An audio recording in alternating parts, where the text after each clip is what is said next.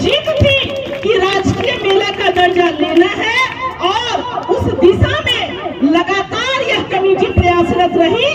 और जब जो मंत्री आए, जब जो सांसद आए, जब जो विधायक आए, या छोटी बहन हमारी जी अध्यक्षा आई, या मैं तो यहाँ की स्थानीय हूँ और मेला कमेटी की मेंबर भी हूँ, लगातार ये जिद रही। सम्मानित सभी जनप्रतिनिधिगण, कमेटी के सदस्यगण, अतिथिगण, यहाँ पे खड़े प्यारे बच्चों, आप सभी को मैं प्रणाम करती हूँ, अभिनंदन करती हूँ।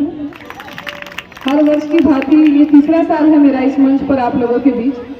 काफी गर्व महसूस कर रही हूँ कि आप लोग के आशीर्वाद से जो आप लोगों का संघर्ष है इस मेला को राजकीय दर्जा दिलाने का, उसके काफी करीब हम लोग पहुँच गए हैं। औपचारिक ऐलान सिर्फ मंत्री महोदय द्वारा बाकी है, वो भी मुझे लगता है कि कल अगर ससमय वो आप लोगों के बीच उपस्थित हो जाते हैं तो एक ऐलान भी जो ऑफिशियल है वो हो जाएगा। पहले अपना परिचय देंगे। मैं डॉक्टर भारती मेहता, जदयू की प्रदेश अध्यक्ष महिला प्रकोष्ठ और कार्यक्रम कार्यान्वयन समिति की सदस्य बिहार सरकार।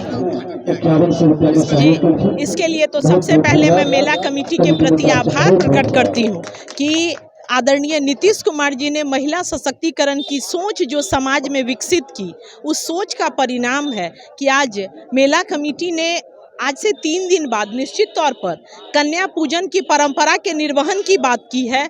मगर आज इस मेला कमेटी का उद्घाटन भी 3 महिलाओं से करवाया, यहाँ की जिप अध्यक्षा, मैं और यहाँ की स्थानीय महिला प्रमुख। और साथ ही मैं विशेष तौर पर क्षेत्रवासियों को और मधुबनी वासियों को बधाई देना चाहूँगी कि राजकीय मेला के दर्जा का प्रोसेस इंटरनली पूरा हो चुका है। औपचारिक स्वीकृति विभाग से स्वीकृत्यादेश आना बाकी है, तो इसके लिए विशेष बधाई मेला कमेटी को और स्थानीय क्षेत्रवासियों को।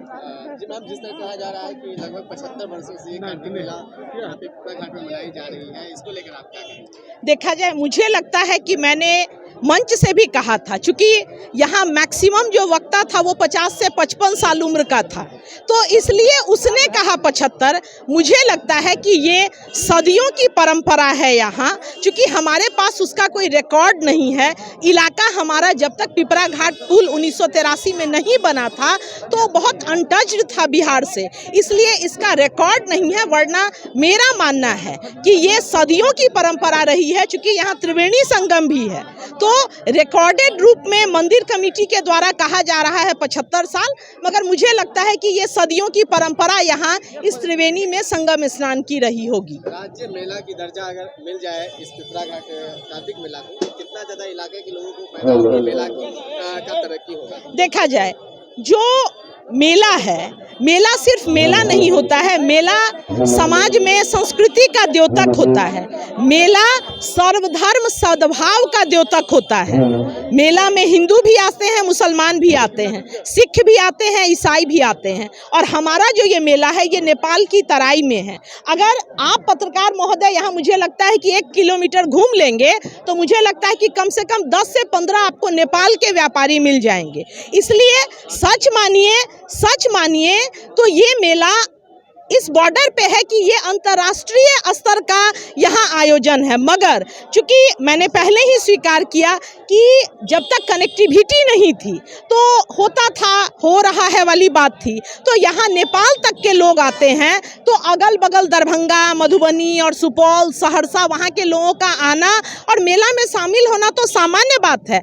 जहाँ तक आपने कहा कि राजकीय मेला में दर्जा की बात, तो मैं माननीय पर्यटन मंत्री बिहार सरकार के प्रति भी आभार प्रकट करूंगी कि उन्होंने ये भी आश्वासन दिया है कि राजकीय मेला का स्वीकृत्यादेश आने के बाद पिपरा घाट का जो हमारा नदी का पार्ट है, यहाँ एक ऐतिहासिक मंदिर भी है जो लगभग 400 से 500 साल पुराना है, और माना जाता है कि भारत में सिर्फ यही एक वो महादेव मंदिर है जहां एक जगह 2 शिवलिंग स्थापित हैं। तो स्थापत्य के दृष्टि से भी ये महत्वपूर्ण स्थल है।